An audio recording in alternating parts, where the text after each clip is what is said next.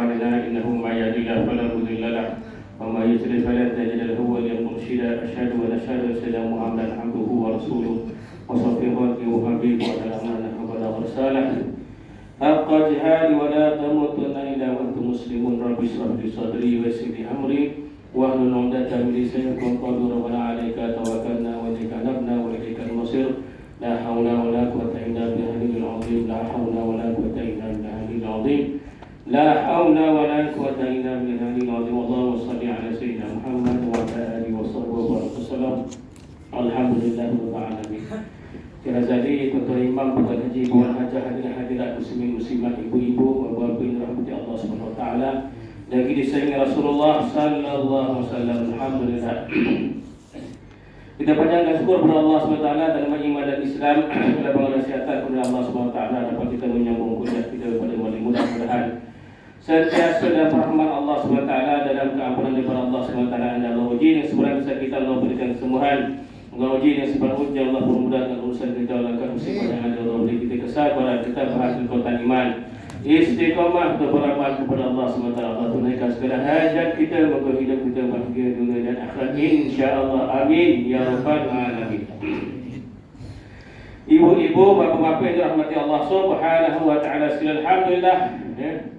Seawalnya saya mohon maaf melambat kita mula tuan di pagi tengah tuan sebulan sekali, tapi bila kuliah tu macam-macam tuan, soalan-soalan apa sebagainya, makan lagi apa, jadi hambat lah.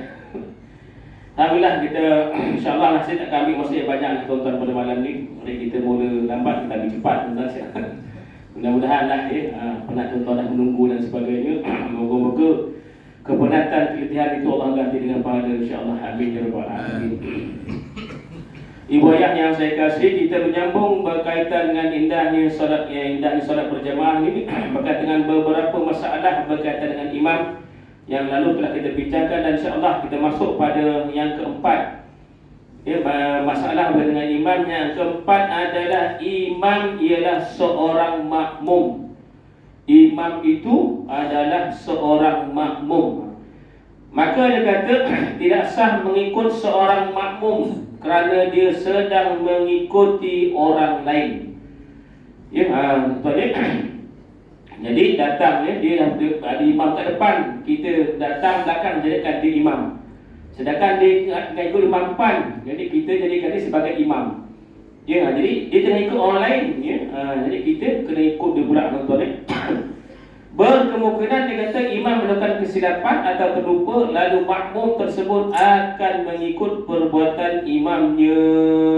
Betul. Kalaulah imam depan tu, imamnya ikut tu silap, dia jadikan orang tu imam, dah terpaksa ikut pula. Kesilapan yang dilakukan tuan-tuan.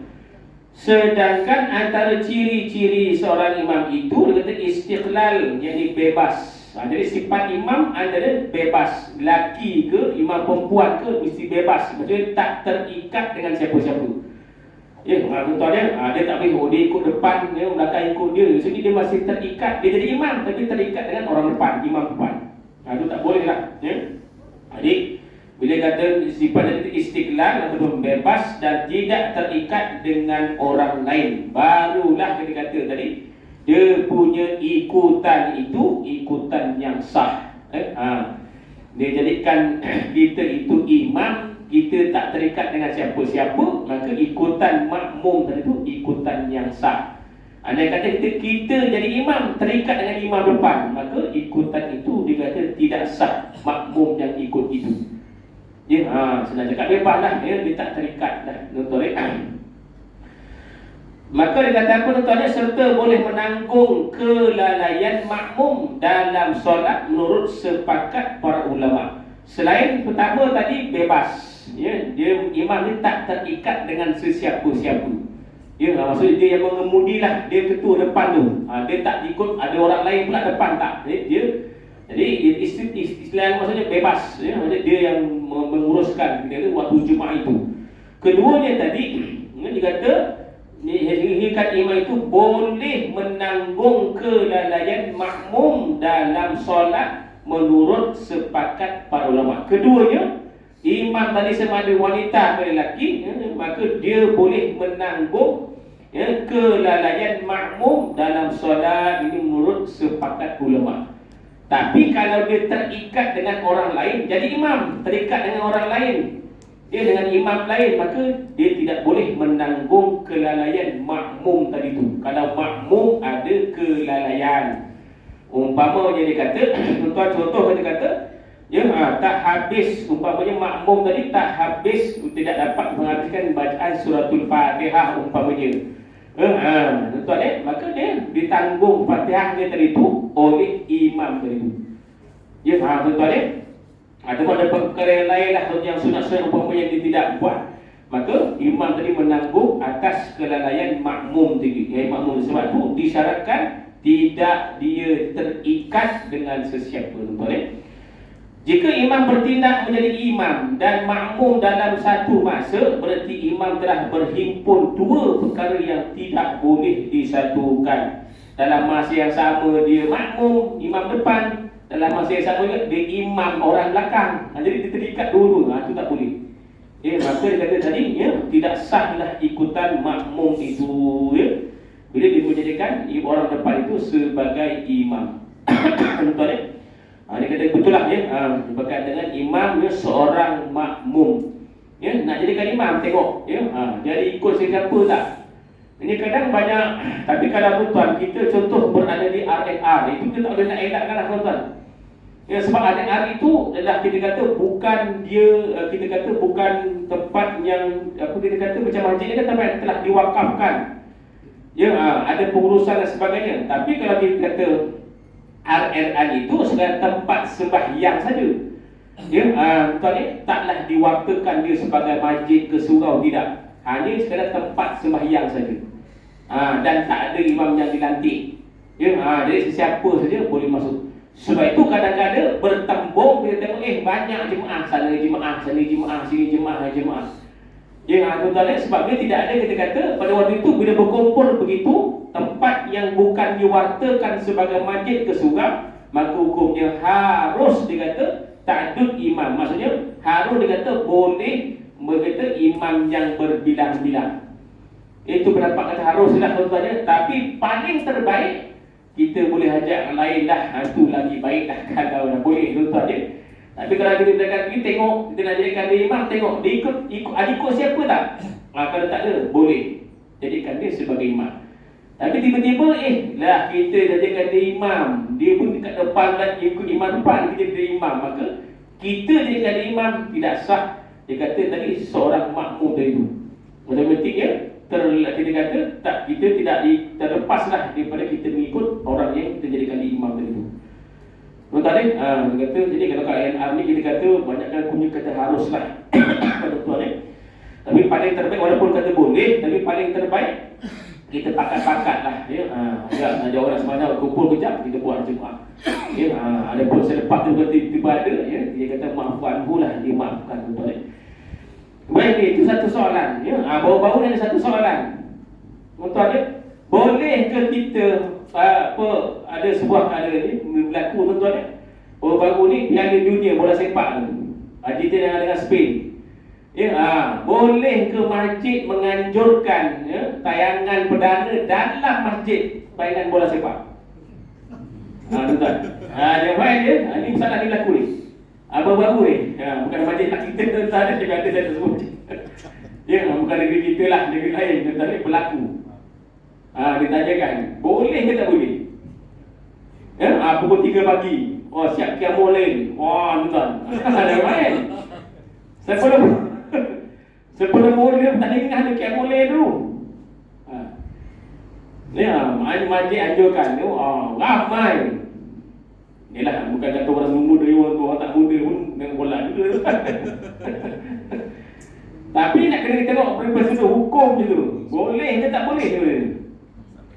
Walaupun apa jua hujah daripada pihak pengurusan, apa jua lah kata dia punya tu sudah kebaikan dah, untuk dakwah dah, apalah sebenarnya tuan-tuan, tetapi matlamat tidak menghalalkan cara. Matlamatnya bagus, nak kata kau Qiyamul Lail. Selama ni ajak Qiyamul Lail, kalau tak ada bola orang datang. Tidak tuan-tuan.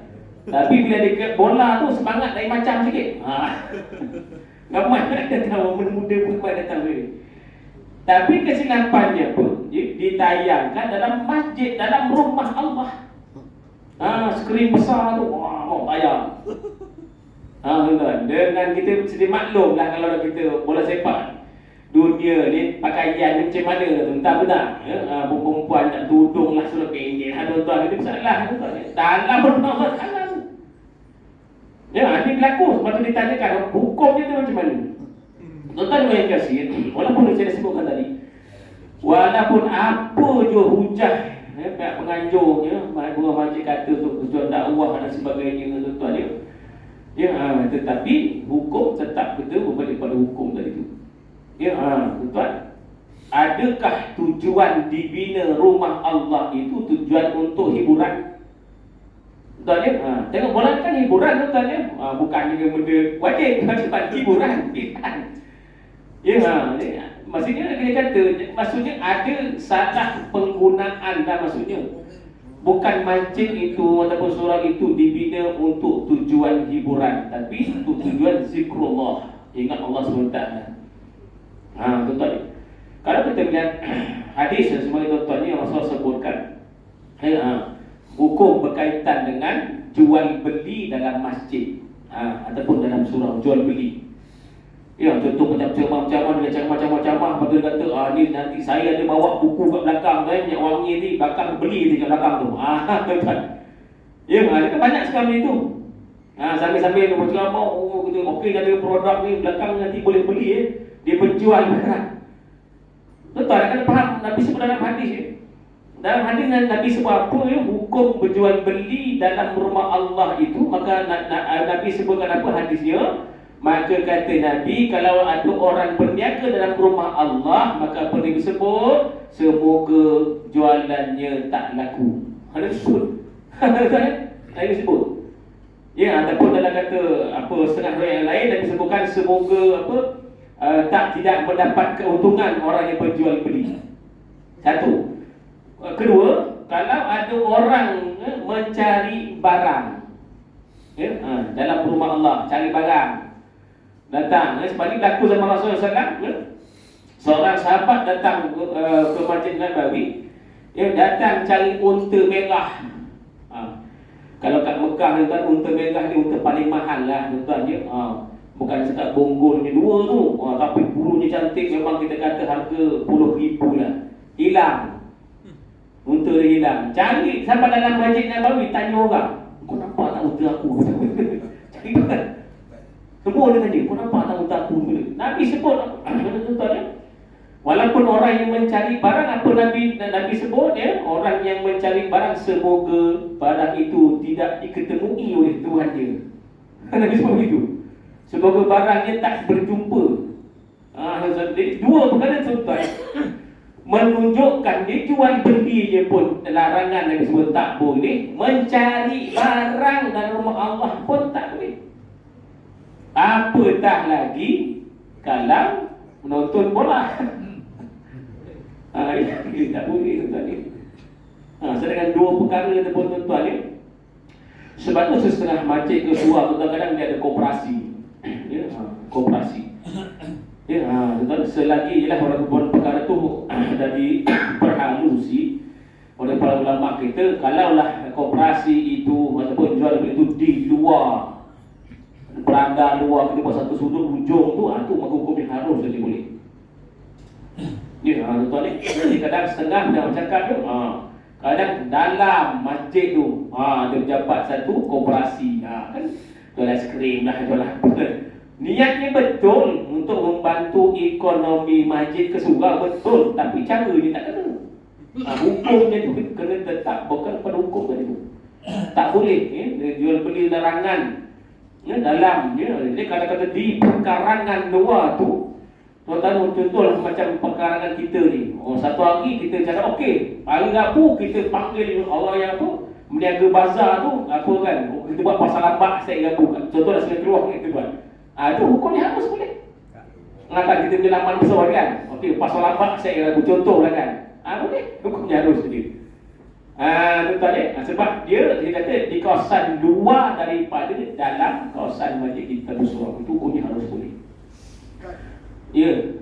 Kalau orang macam contoh macam ni lah ya, kita ada iklan, tak boleh juga lah. Okey, iklan tak apa, bukan iklan ni sekadar untuk kita beritahu orang saja. Yang tak boleh, kita bagi iklan, lepas tu kita cerita. Ini aku ada minyak ni, minyak wangi ke apa ni, dalam kita tak boleh. Sekadar dia bagi iklan flyer sebagai itu, hukumnya tak ada masalah, boleh saja. Ya, tuan dia, dia perniagaan. Iklan tidak mengaku, ataupun dia tampal kat mana papan pernyataan dan sebagainya, itu tidak mengaku, tak ada masalah. Yang tak boleh ni dia sembang cerita kita. Tu dah banyak tuan dia tak bercakap lah ya. Yang wangi ke apa jual betul begini tu, dia kena berhati-hati. Ya, tuan dia. Sebab apa? Untuk apa? Menjamin kemuliaan rumah Allah tentu. Tu yang disebut betul darah sebab menjamin kemuliaan. Kalau tak orang tentang sembrono ni. Masjid yang macam-macam orang buat, itu bunyi ceramah politik dalam masjid sebab contohlah tuan. Ya, sebab nak menjamin kemuliaan, kesucian rumah Allah itu sebab dia jenis wakaf dan tujuan wakaf itu bukan tujuan perniagaan, tujuannya untuk beribadah kepada Allah ataupun zikrullah. Kita kata ada berbalik pada tujuan tuan. Mudah-mudahan tuan, walaupun apa juga hujah yang dibagikan oleh pihak pengurusan tapi kita berbalik pada hukum lah. Ya, banyak cara lagi sebenarnya nak cari orang tuan ni, masya-Allah ya. Tapi dengan cara begitu, walaupun memang orang ramai datang, tapi dia melibatkan hukum pula ya. Tuan ni masya-Allah. Jadi bayangkan kasih ya, dulu macam di Masjid Muar, saya tengok Masjid Muar tu saya ada pernah pergi juga 2 kali juga Masjid Muar tu. Masjid Taj Ismail tu kan. Dekat luar tu memang setiap hari Ahad ke Sabtu dia memang ada pasal apa? Masjid Muar, Masjid Ismail tu. Setiap hari Sabtu saya lupa, saya pernah pergi 2 kali juga. Kat luar kan. Tengah. Samping ada ceramah kat dalam, ceramah duha tu. Bagi pasal apa? Ramai juga. Betul juga tu masuk tempat-tempat yang harus hukumnya boleh. Dan sewa tapak tu masuk masjid betul lah. Dan tapak berapa 10-20 jadi dah boleh. Tu hukumnya harus saja. Betul ni.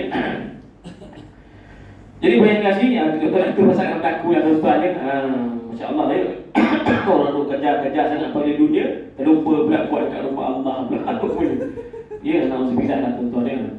Lepas tu nak bergaduh-gaduh pula. Pasal kedai kita, orang lain main bola tak bergaduh. Kita yang kat warung gaduh, tunggu-tunggu. Balik-balik emosi dah, kenapa? Itulah manusia kita dalam emosi dah, masya-Allah ya. Jadi banyak kasih yang keempat lah. Yang kelima yang kita nak sikit lah tuan-tuan. Yang kelima ni, imam wajib mengulangi solatnya ya.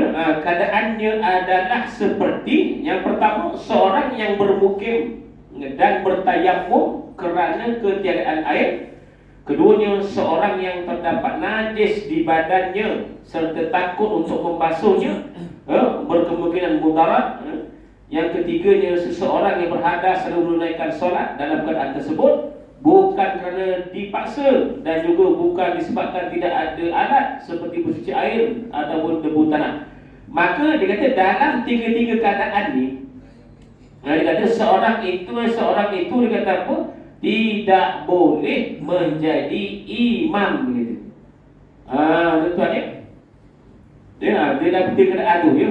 Seorang yang bermukim dan bertayamum. Tayamum ya, tak ada dia bertayamum. Dia tak boleh jadi imam. Dengar tuan ya. Ataupun tadi seorang yang terdapat najis di badannya serta takut untuk membasuhnya ya, mungkin mudarat umpamanya tuan ya. Ataupun takut najis itu merebak umpamanya tuan ya. Tuan, maka dalam keadaan itu pun dia kata tidak boleh dia menjadi imam. Sekalipun dia kata makmumnya sama juga. Imamnya tayamum, makmum pun semua tayamum. Jadi dia kata dalam keadaan itu maka tidak boleh dia menjadi imam. Dia kata kalau juga berlaku juga menjadi imam, kita imam wajib mengulangi solatnya. Ada kata dah berlaku dah tuan dia, air tak ada, imam pun tayamum, makmum pun semua tayamum. Ikutkan tak boleh berlaku tuan ya. Dia tak boleh menjadi imam pada waktu itu ya. Kalau berlaku juga maka ya, dia kata tadi imam tu wajib mengulangi solat ya. Sekiranya tuan dia kasih maka dia kata hal ini kerana solat ya imam tersebut rosak dan tidak dikira tuan ni solat imam itu dikira rosak dan ya dikira rosak dan tidak dikira dalam saat dia bertayamum itu. Ini beberapa perkara yang tak terpencil lah tuan-tuan ya. Andai kata kalau tak ada air tuan-tuan ya. Tapi selagi ada ya tayamum itu ya taklah semudah-mudah boleh kita gunakan. Kena usaha cari dulu gali parit ke apa lah tuan-tuan ya. Kalau tak ada sangat baru dah dia kata ada pengecualiannya tuan-tuan ya.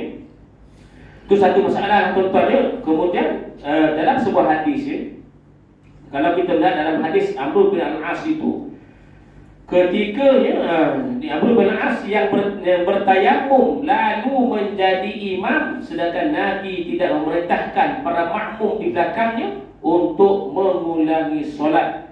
Jadi yang jadi imam waktu itu Amr bin Al-As, dia tayamum, makmum belakang pakai air wuduk. Ya, jadi hadis Nabi tuan ni panjang dua hadisnya. Maka disebutkan jadi berdasarkan hadis tuan ya. Dia kata kita dapati Rasulullah SAW tidak menyuruh mereka yang solat di belakang Amr bin Al-As tadi untuk mengulangi solat, sedangkan beliau hanya solat dengan tayamum kerana kesejukan. Tuan ya. Sejuk betul-betul ya. Kita kata selagi boleh kita boleh gunakan air itu menjadi kewajipan lah. Bukan alasan sejuk malas nak guna air, kita pun bertayamum. Sebab tayamum tu bukan benda yang mudah-mudah tuan-tuan. Kalau tidak ada daruratnya tak boleh lah. Untuk kita suka-suka untuk kita menggunakan tayamum itu. Memang perkara itu diberikan rukhsah keringanan lah, tetapi bukan semua benda boleh kita tayamumkan tuan-tuan. Sejuk lah, malas nak tayamum lah. Orang sekarang tayamum sedang kat dinding je. Padahal kat dinding ni tanah ke debu, habuk tuan-tuan. Dia kata betul-betul banyak orang kena salah faham. Ya, tayamum kat dinding je. Itu. Ya, betul-betul. Pemahaman tuan-tuan. Mana datang ni pun tak tahu lah dia punya fahaman kadang. Dia bersedia ilmu fiqah ni. Tayamum kat dinding je. Tuan, tayamum kan katakan dia mesti debu tanah. Debu tanah. Dia kat dinding ni habuk. Bukan debu. Tapi tuan-tuan, kita nak cakap kadang masih ada kita kata kefahamannya macam itu. Kat sekolah pakai apa tak? Kenapa? Tu kata sepatutnya dah yang guru ustaz sebagai kena terangkan. Dia contoh, sepatutnya kita pakai debu. Betul. Kadang berlaku benda terbawa-bawa. Ada lagi yang pakai tepung pun ada. Sebab mungkin tak tahulah ustaz ni ustaz tak terangkan. Ni contoh saja, bukan pakai tepung. Ini betul terbawa-bawa sampai menengah, sampai ke dah masuk universiti kedai kena tanya, tayamum pakai apa? Tepung. Sudah. Mana belajar? Dulu saya belajar sekolah agama dulu pakai tepung. Itu nak baca kodok. Dia kena betulkan. Dia bukan sebagai contoh saja. Tapi dia tepung ada, kena pakai bedak ada. Tapi itu lagi yang berlaku tuan-tuan. Kalau di Tanah Arab pun saya tengok ya, kalau macam ni lah orang Arab kadang saya tengok macam itulah. Dia bercara tu. Dia kadang kat dinding-dinding masjid ke kadang dia boleh ke kata. Tuan-tuan ni saya berseru kefahaman je lah tuan-tuan insyaAllah. Dia kan mesti debu yang suci tuan-tuan ni, bukan habuk yang suci. Tuan-tuan ni debu tuan-tuan ni. Jadi boleh kasih ya. Jadi kita katakan ya, dalam hadis ni tadi tuan-tuan ya, kenapa Amr bin Al-As tadi Nabi tak suruh diulang ya, Nabi tak suruh makmum dia ulang. Cuma yang Nabi suruh tadi Amr tadi jadi imam. Sebab dia imam dalam keadaan dia bertayamum, sedangkan makmum tadi dia imam, dia jadi makmum dalam keadaan dia berwuduk makmum tadi tu. Cuma yang Nabi suruh tadi Amr je, kau je ulang balik solat kamu. Tuan-tuan sepatutnya tak boleh kata ya. Orang yang berwuduk tuan dengan orang yang bertayamum, dia tak boleh berimamkan orang bertayamum. Sebab tuan, tayamum ummi, dia bukan menggantikan, kita kata macam mana, dia tak boleh ganti tempat wuduk. Dia hanya kita kata nak mengharuskan seseorang untuk beribadah saja. Tetapi dia tak boleh menggantikan, kita kata, tempat air itu tadi. Apa-apa hal pun memang kena, kita kata, gunakan air itu. Tuan-tuan ya. Sampai Nabi suruh tadi, kamu bertayamum tadi, maka kamu guna ulang balik solat kamu boleh semula. Tuan-tuan ya, cari air, wuduk, kemudian ulang solatnya tuan-tuan ya. Tuan-tuan kasih, mungkinlah kita dapat faham daripada hadis ini tuan-tuan ni yang disebutkan tadi. Nabi tidak memerintahkannya ya. Maksudnya dia kata tidaklah wajib diqada solat qada itu. Adalah bukan kata satu tuntutan yang boleh ditangguhkan ya. Dia Nabi tak suruh ya tadi itu. Amru tadi itu. Ya adalah dia kata bukannya benda itu tak wajib dia kata. Jadi dia kata qada tadi itu boleh dia kata dilakukan pada waktu yang lain. Ataupun pendapat lain mengatakan boleh jadi sahabat yang solat di belakang Amru tadi itu telah mengetahui kewajipannya untuk menggantikan solat tadi itu. Tuan-tuan, sebab dia telah mengikut kita kata imam yang bertayamum. Tuan-tuan. Ataupun yang ketiganya kata beberapa ulama kata boleh jadi juga mereka telah melakukan qada. Ini baru pandangan lah. Yang mana Nabi menegur Amr bin As lah tuan-tuan yang dia imam tapi dia bertayamum itu. Tuan-tuan. Yang buat tayamum ada babak khusus dah tuan-tuan. Nanti saya rasa kita dah pernah bincang dulu lah tuan-tuan bab tayamum ni. Tuan-tuan kasih sikit lagi tuan-tuan kita ambil yang keenam disebutkan adalah imam ialah seorang yang ummi. Perkataan ummi disebabkan kepada perkataan ummi iaitu ibu. Gambaran seorang yang keadaannya seperti baru dilahirkan ibunya. Ataupun maksud asalnya di seluruh bahasa ialah seorang yang tidak tahu menulis ini ummi Maka dalam kita baca fiqh fiqh Syafi'i ini dia kata apa? Menggunakan perkataan ummi secara majaz saja, kiasan saja Seorang yang tidak mampu menyebut huruf dengan betul seperti tidak mampu mengeluarkan suatu huruf dari makhrajnya atau tidak mampu bunyikan tasydid dalam bacaan Fatihah kerana lidahnya yang lembut dan sebagainya. Tuan-tuan Jadi dia kata ummi ni lebih dikata pada seseorang yang tak mampu tuan-tuan dari imam tapi kita tak mampu untuk mengeluarkan kita sebutan huruf je lah dengan tepat ataupun kita tadi tak mampu bunyikan tasydid dengan baik. Tuan-tuan khususnya dikata dalam bacaan surah Al-Fatihah. Tuan-tuan sebab kalau dalam surah dia tidak menjadi persoalan sangat.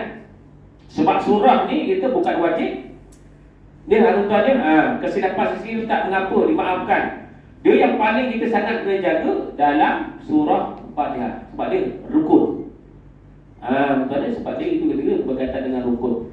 Jadi disediakan sebagai imam yang ummi itu maksud dia tidak berjaya ataupun belum berkemahiran untuk menyebut khususnya kita kata makhraj itu ataupun kita kata bacaan tasydid dalam kita kata surah Fatihah itu. Itu antaranya dah disebutkan Maka kat sini ada dua pandangan lah tuan-tuan Kalau pada pandangan yang baru pada mazhab Syafi'i dia kata apa? Orang yang boleh baca Al-Quran tidak boleh solat di belakang imam yang ummi sekalipun keadaan imam itu tidak diketahui.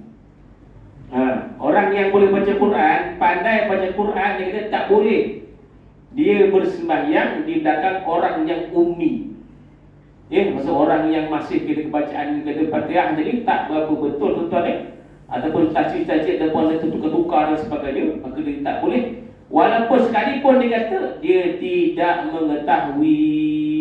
Tuan-tuan kerana apa tuan-tuan? Antara tanggungjawab imam ialah menanggung bacaan makmum yang masbuk. Itu sebabnya imam ni tukar dia tuan-tuan, dia menanggung orang yang masbuk tu. Kan masuk ke dia. Tak sempat Fatihah, tak apa, tak perlu habiskan, imam tanggung. Tapi kalau dah imam jadi imam yang ummi, bacaan dia pun silap, adakah dia boleh tanggung? Tak boleh. Sebab itu tadi dia tak boleh tanggung maka dia tidak boleh menanggung bacaan orang lain. Sekiranya bacaan untuk diri, sekiranya dia apa, bacaan untuk diri dia pun tidak elok, maka apa tadi dia kata untuk menanggung orang lain itu pun tidak boleh. Tuan-tuan ni. Ini kita kata yang teruk-teruk lah tuan-tuan. Kalau bukan kesalahan sikit biasa yang ringan-ringan, maka boleh dimaafkan saja, tak ada masalah. Kadang-kadang kalau kesalahan contohnya tertukar, kita kata huruf itu kesalahan yang sangat berat, yang tak boleh dimaafkan.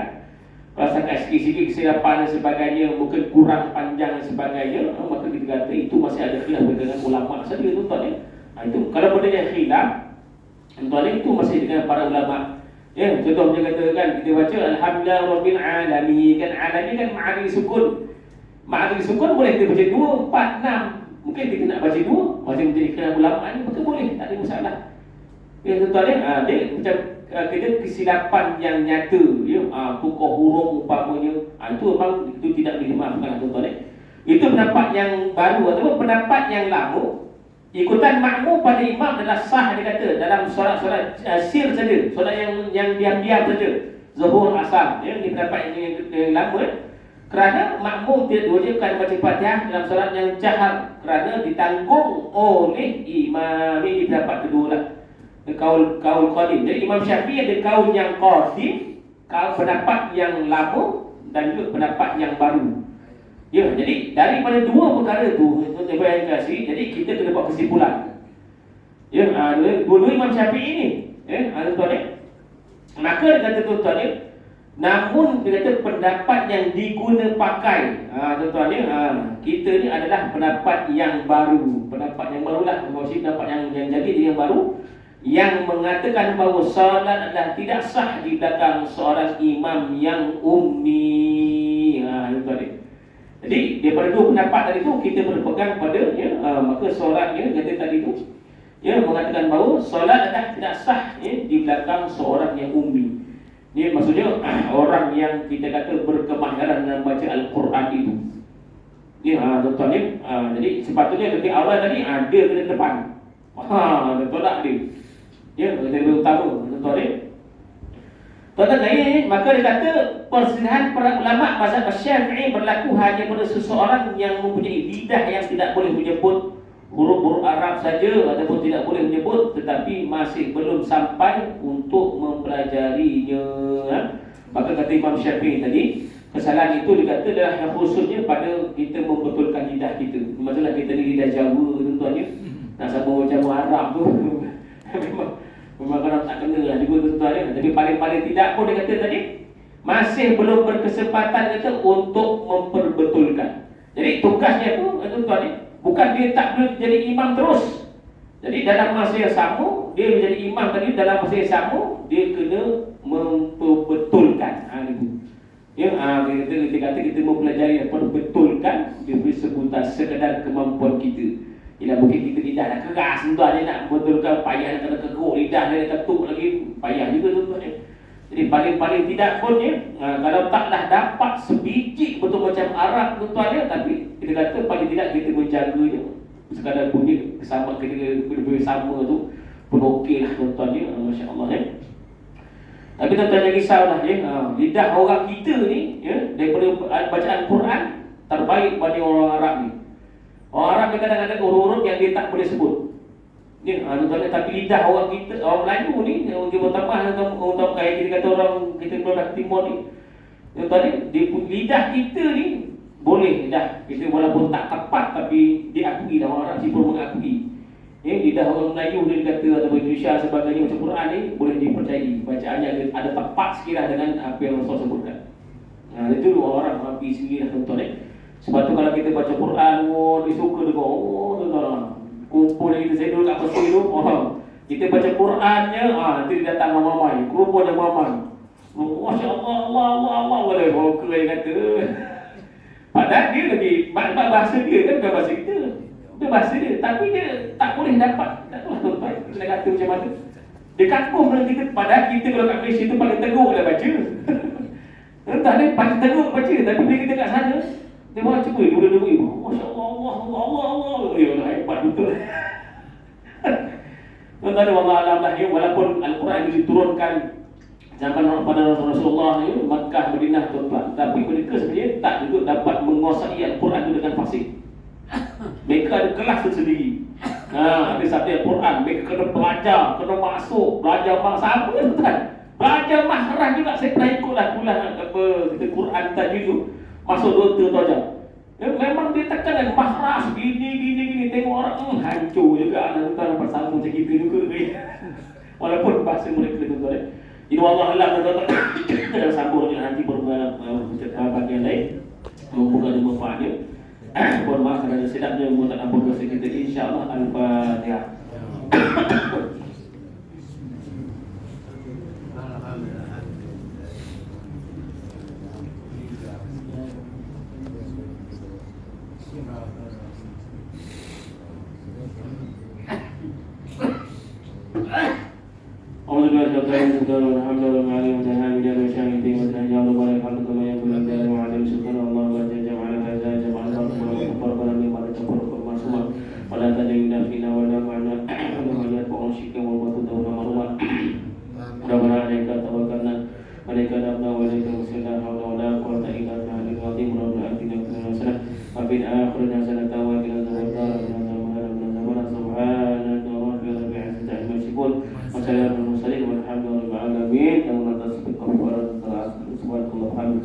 أشهد أن لا إله إلا أنت أستغفرك وأتوب إليك. بسم الله والعصر إن الإنسان في خسر إلا الذين آمنوا الصلاة وتواصوا بالحق وتواصوا بالصبر. السلام عليكم ورحمة الله وبركاته. اللهم